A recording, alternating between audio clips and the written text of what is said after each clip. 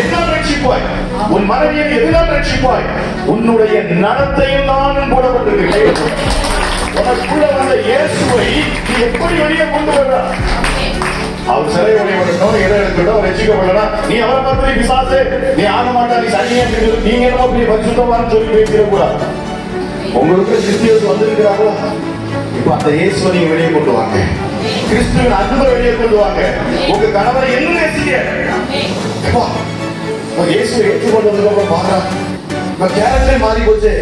நான் அடிக்கிறேன் மிதிக்கிறேன் குடிக்கிறேன் ரொம்ப நேசிக்கிறேன். கல்லா இருதயம் அன்புல கரைந்து போகும். இயேசு நம்ம எப்படி எதுக்காக தேடிக்கணும்?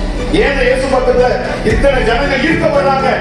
அன்பு நடிக்கிறவனை ஒரு கட்டி அடைக்கிற தெய்வனாக ஒரு அவங்க வெளிப்படுத்தி காண்பிச்சாரு பாருங்க.